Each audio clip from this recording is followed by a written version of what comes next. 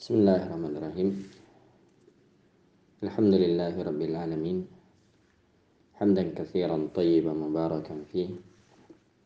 Kama yuhibbu rabbuna wa yardah. Asyhadu an la ilaha illallah wahdahu la syarika lah. Iqraran bihi wa tauhida wa asyhadu anna Muhammadan abduhu wa rasuluh. Sallallahu alaihi wa ala alihi wa sallama tasliman katsira amma ba'd. Fa inna asdaqal hadithi kitabullah. وخير الهدي هدي محمد صلى الله عليه وعلى آله وسلم وشر الأمور محدثاتها فإن كل محدثة بدعة وكل بدعة ضلالة وكل ضلالة في النار. Kaum muslimin dan muslimat yang dimuliakan oleh Allah Subhanahu wa taala, alhamdulillah kita senantiasa bersyukur dan memuji Allah Subhanahu wa taala. Di kesempatan hari ini kita kembali melanjutkan kajian kita dengan membahas kitab Al-Kabair karya Al-Imam Al-Hafidh Syamsuddin Al-Zahabi rahimahullahu ta'ala. Dan kita masih dalam pembahasan dosa besar yang kedua, yaitu qatlun nafs, membunuh jiwa. Pada dua pertemuan sebelumnya kita telah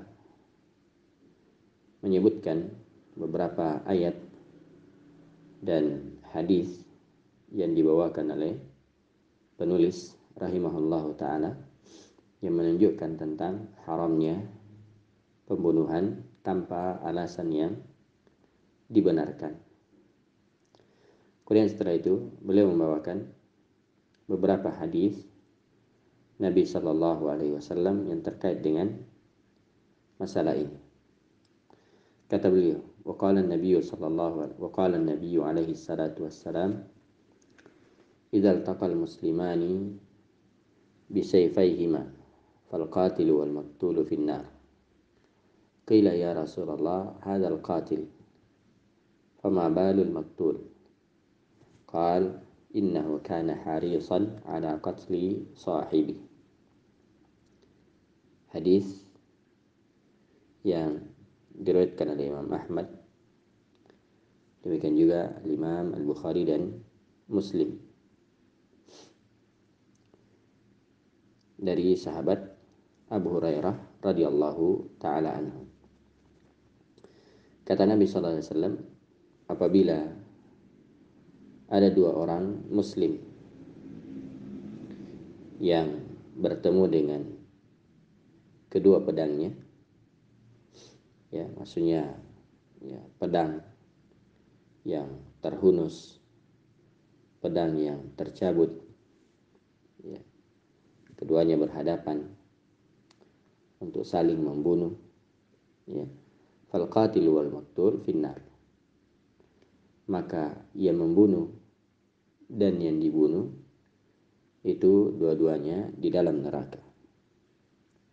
Di orang yang membunuh, ya, atau yang dibunuh itu keduanya di dalam neraka.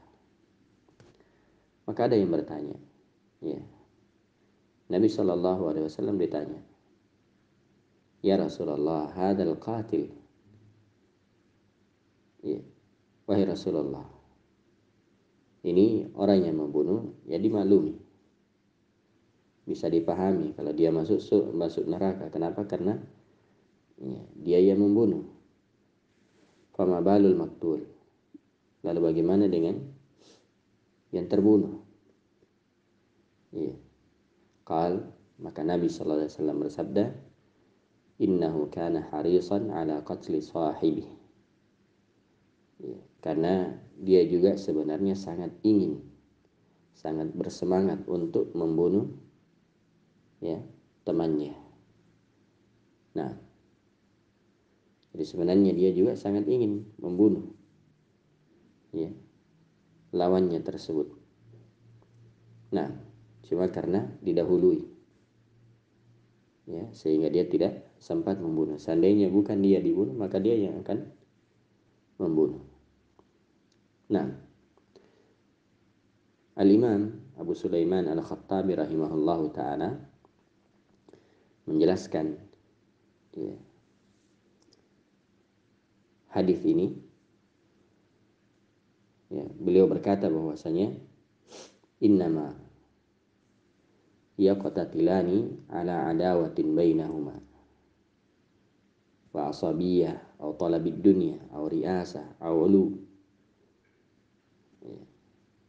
Yang masuk dalam hadis ini, ya, maksudnya bahwasanya keduanya itu saling berperang, saling membunuh, ya, keduanya saling membunuh, ya, karena adanya kebencian di antara keduanya, ya, adanya kebencian di antara keduanya, seperti misalnya asabiyah, fanatisme, ya, terhadap golongan atau kelompok, ya, atau dia saling membunuh karena mencari dunia, ya, sengketa misalnya terhadap dunia, memperebutkan dunia. Nah, atau riasah, mencari kekuasaan. Nah, atau mencari ketinggian dunia. Ya, jadi ini yang dimaksud dalam hadis. Apabila keduanya saling, ya, berbunuhan, itu karena saling membunuh karena, ya, adanya kebencian di antara keduanya, atau karena asabiyah, atau karena mencari dunia, atau karena mencari kekuasaan, atau mencari kedudukan dunia. Nah, adapun, ya, fa'amma man qatala ahlal baghi ala sifati allati yajibu qitaluhum biha aw dafa'a an nafsihi aw harimihi fa innahu la yadkhulu fi hadhihi.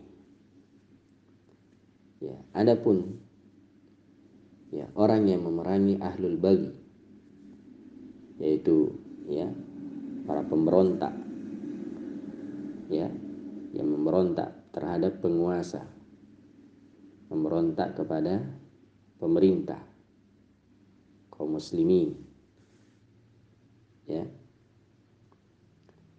Nah, jadi orang yang memerangi, atau adapun orang yang memerangi ahlul baghi, orang yang memerangi pemberontak, yang memberontak terhadap penguasa atau terhadap pemerintah sesuai dengan adab yang berlaku, ya, atau untuk membela diri, ya, mempertahankan diri atau keluarga, ya, mempertahankan dirinya, mempertahankan keluarganya, maka itu tidak masuk dalam hadis ini.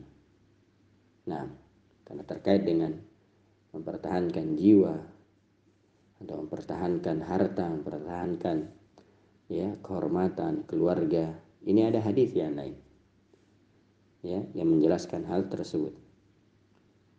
Nah, dalam hadis yang diriwayatkan oleh Imam Abu Daud dan juga Imam At-Tirmidzi, Rasulullah sallallahu alaihi wasallam bersabda, "Man qutila duna malihi fahuwa syahid." Ya, wa man qutila duna damihi fahuwa syahid, wa man qutila duna dinihi fahuwa syahid, wa man qutila duna ahlihi fahuwa syahid. Barang siapa yang terbunuh, ya, di bawah hartanya, maksudnya barang siapa yang terbunuh karena membela hartanya, ya, maka dia syahid. Dan barang siapa yang terbunuh karena membela, ya, darahnya, pertahankan dirinya, pertahankan kehormatannya, maka dia syahid. Barang siapa yang terbunuh karena membela agamanya, ya, karena agamanya, mempertahankan agamanya, maka dia syahid. Dan barang siapa yang terbunuh karena keluarganya, ya, mempertahankan keluarganya, membela keluarganya, maka dia syahid. Ya, demikian juga dalam hadis yang diriwayatkan oleh Imam Muslim dari sahabat Abu Hurairah radhiyallahu taala anhu, di mana beliau berkata, "Ja'a rajulun ila Rasulillah sallallahu alaihi wasallam." Faqala, ya, ada seorang laki-laki yang datang kepada Rasulullah sallallahu alaihi wasallam dan orang ini berkata, "In ja'a rajulun yuridu akhdha mali." Apabila ada orang yang datang dan ya menginginkan untuk mengambil hartaku, dia mau mengambil dengan cara yang dirampas misalnya, atau kalau di masa sekarang misalnya dia dengan cara dibegal, ya, bagaimana kalau seperti itu? Maka Nabi SAW bersabda, "Fala tu'tihi malak." Jangan kamu berikan hartamu. In ra'aita in qatalani. Kata orang itu, bagaimana kalau dia memerangiku? Qatilhu. Kata Nabi SAW, perangi juga dia. Ara'aita in qatalani. Kata orang ini, bagaimana kalau dia membunuhku? Ya. Fa anta syahid. Kata Nabi SAW, kamu ya syahid. Ara'aita in ya qataltuhu. Ya. Lalu orang itu berkata, bagaimana kalau saya yang membunuhnya? Huwa finnar. Kata Nabi SAW, dia di neraka. Ini menunjukkan bahwasanya ketika seorang itu membela dirinya, membela hartanya, membela keluarganya, membela kehormatannya, membela agamanya, maka itu tidak masuk dalam hadis ini. Nah, kenapa? Karena sebenarnya dia tidak memiliki keinginan untuk membunuh. Ya, tidak memiliki keinginan untuk membunuh, hanya saja karena dia membela dirinya, maka dia mesti melawannya. Nah, dia mesti melawan. Karena itu barang siapa yang membunuh pemberontak atau perampok misalnya, maka sebenarnya dia tidak menginginkan untuk membunuhnya. Ya. Nah, kenapa? Karena sebenarnya dia hanya membela diri. Nah, karena itu apabila pemberontak menghentikan tindakannya, maka tidak boleh diteruskan dan tidak boleh dikejar. Ya, tidak boleh dikejar. Nah, maka ya, yang dimaksud dengan hadis tadi, apabila dua orang muslim yang bertemu dengan kedua pedangnya, ya, karena dua orang ini sama-sama berkeinginan untuk membunuh lawannya, maka kata Nabi, yang dibunuh maupun yang membunuh maupun yang dibunuh, itu keduanya ya dimasukkan ke dalam neraka. Nah, kemudian kata beliau, wa qala Rasulullah sallallahu alaihi wasallam, la tarji'u ba'di kuffaran yadribu ba'dukum riqaba ba'd. Janganlah kalian kembali kepada kekafiran sepeninggalanku, ya, yaitu kalian saling membunuh antara satu dengan yang lain. Ya, ini adalah hal yang dikhawatirkan oleh Rasulullah sallallahu alaihi wa ala alihi wasallam. Nah, dan ya, Nabi sallallahu alaihi wasallam juga menyebutkan bahwa ketika seorang itu ya senantiasa menjaga darah, ya, tidak menumpahkan darah yang diharamkan, maka dia akan selalu berada di atas kelapangan agamanya. Ya, la yazalul abdu fi fashatin min dinihi ma lam yusib daman haraman. Seorang hamba tetap berada di atas kelapangan agamanya selama dia tidak menumpahkan darah yang diharamkan. Artinya tidak membunuh sesama ya muslim. Nah, dan perkara yang pertama kali nanti akan dihisab pada hari kiamat dari seorang hamba itu terkait dengan darah.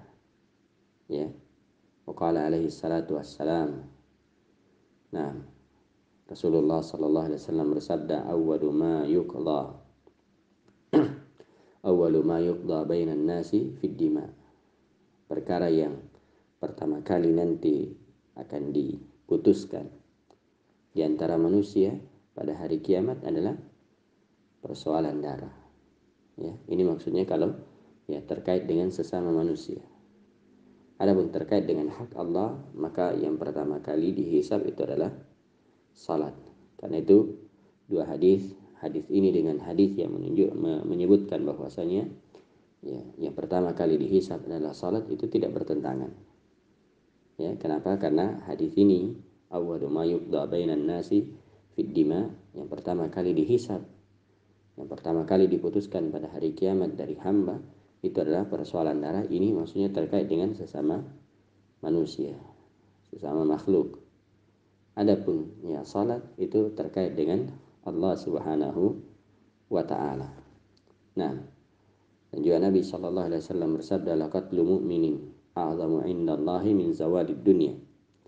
Membunuh ya jiwa seorang mukmin itu lebih besar ya di sisi Allah Subhanahu wa taala daripada hilangnya dunia. Jadi hilangnya dunia ini itu ya, tidak ada apa-apanya jika dibandingkan dengan membunuh seorang mukmin.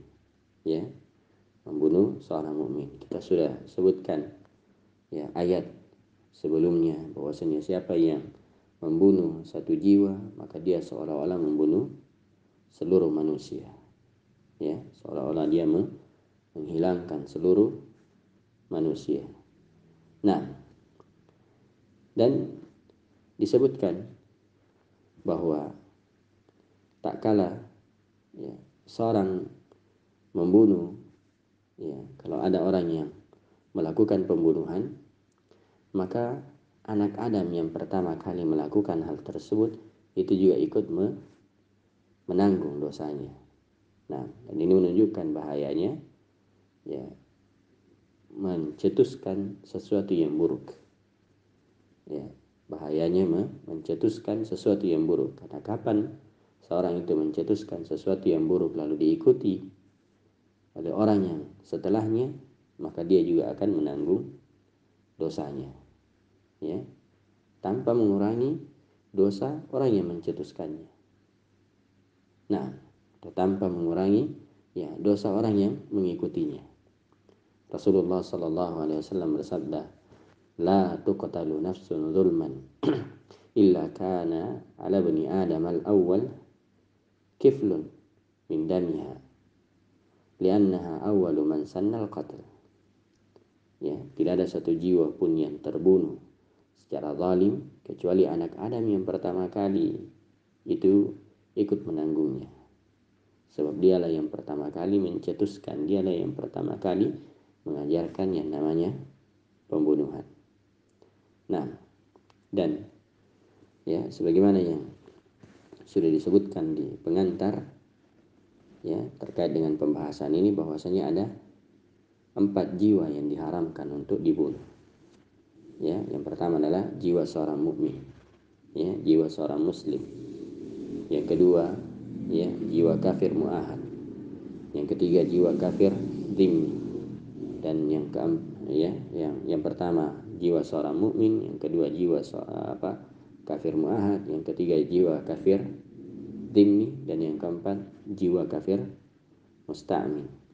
Ya, jiwa kafir musta'min. Dan Rasulullah sallallahu alaihi wasallam ya bersabda dalam hadis yang diriwayatkan oleh Imam ya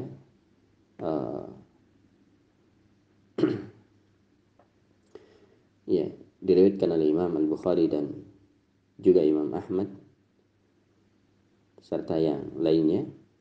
Nabi sallallahu alaihi wasallam bersabda, "Man qatala mu'ahadan lam yarih raihatal jannah wa inna rihaha tujadu min masirati arba'ina aman."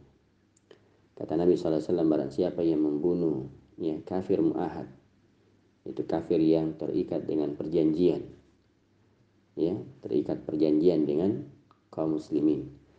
Siapa yang membunuh mereka, maka dia tidak akan mencium baunya surga. Padahal baunya surga itu sudah bisa dicium, sudah bisa dihirup ya dari jarak 40 tahun.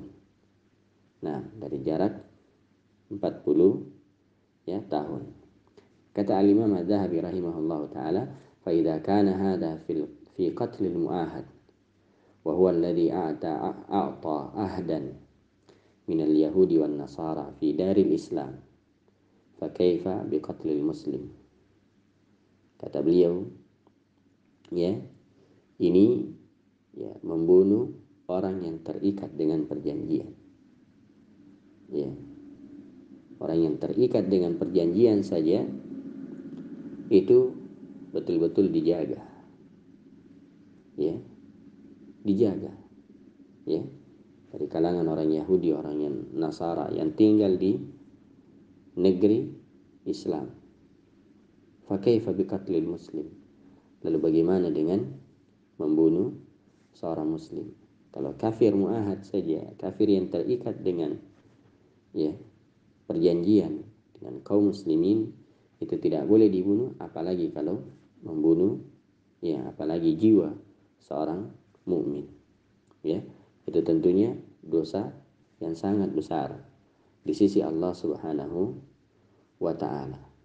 Nah, dosa yang sangat besar di sisi Allah Subhanahu wa taala. Dan ya Rasulullah sallallahu alaihi wasallam menyebutkan bahwasanya ala wa man qatala nafsan muahadatan ya laha dhimmatullahi wa dhimmatu rasulih faqad akhfara dhimmatallahi wa la yarih raihatal jannah wa inna rihaha la yujadu min masirati khamsina kharifa. Nah, kata Nabi sallallahu alaihi wasallam, ketahuilah barang siapa yang membunuh jiwa yang terikat dengan dhimmah, yang terikat dengan perlindungan Allah dan Rasulnya, berarti dia telah membatalkan dhimmah Allah. Ya. Dan dia tidak akan mencium baunya surga, padahal baunya surga itu bisa dicium ya sejarah 50 tahun perjalanan. Nah, dan terkait dengan pembunuhan ini, itu bukan hanya orang yang membunuh secara langsung yang menanggung dosa besar, tapi orang yang ikut membantunya ya itu juga akan menanggung dosa yang sangat besar di sisi Allah Subhanahu wa taala. Dia membantunya ya, entah itu karena dia dia bantu, mungkin dipegang ya, atau dia juga ikut memukulnya, atau ya dengan cara yang lainnya. Seperti misalnya ya di masa sekarang kadang ada anggaplah misalnya pencuri yang ditangkap ya, kemudian manusia main hakim sendiri, padahal ini adalah hal yang tidak dibolehkan. Ya, ini adalah hal yang tidak dibolehkan. Kalau ada pencuri misalnya ditangkap, maka itu diserahkan kepada pihak yang berwajib. Tapi kadang ada kejadian ketika ada pencuri yang ditangkap atau orang yang melakukan kejahatan misalnya ya kedapatan, kemudian main hakim sendiri ya dipukuli ya sampai akhirnya meninggal, maka setiap orang yang memukulnya itu ya dianggap sebagai orang yang membunuhnya, orang yang terlibat dalam pembunuhan tersebut. Ya, semuanya menanggung dosa yang sangat besar. Kata Nabi sallallahu alaihi wasallam, man a'ana ala qatli mu'minin bi syatri kalimatin laki Allah azza wa jal maktubun baina ainaihi ayisun min rahmatillah. Barang siapa yang membantu pembunuhan atas seorang muslim walaupun dengan sepenggal kalimat ya, dengan sepenggal kata, maka niscaya dia akan bertemu dengan Allah Subhanahu wa taala ya, sedangkan di antara kedua matanya itu tertulis ayisun rahmatillah ya, itu orang yang berputus asa dari rahmat Allah Subhanahu wa taala. Nah, dan ya hadis yang juga menunjukkan tentang besarnya dosa pembunuhan ini ya, Nabi sallallahu alaihi wasallam bersabda, kullu dzambin asallahu ayyaghfirahu illa rajulu yaqtulul mu'min muta'ammidan awir rajul yamutu kafiran. Setiap dosa itu bisa saja Allah mengampuninya kecuali seorang yang mati dalam keadaan kafir, ya, kecuali seorang yang membunuh, ya, orang yang beriman dengan sengaja, atau orang yang, ya, mati dalam keadaan kafir. Ini menunjukkan betapa besarnya dosa membunuh jiwa. Nah, hanya kepada Allah Subhanahu wa taala yang kita memohon taufik. Nah, kata beliau rahimahullahu taala, nas'alullah al-afiyah. Kita mohon al-afiyah, ya, dari Allah Subhanahu wa taala. Wallahu taala alam. Ini akhir dari pembahasan tentang dosa besar yang kedua, yaitu membunuh jiwa yang diharamkan oleh Allah Subhanahu wa taala. Semoga Allah Subhanahu wa taala senantiasa, ya, membimbing kita di atas tuntunan Al-Qur'an dan sunnah Nabi sallallahu alaihi wasallam, dan semoga Allah Subhanahu wa taala senantiasa menjaga kita dari berbagai dosa-dosa besar. Wallahu taala alam. Naktafi bihadzal qadar. Subhanakallahumma bihamdik, asyhadu an la ilaha illa anta astaghfiruka wa atubu ilaik. Wa akhiru da'wana anil hamdulillahi rabbil alamin.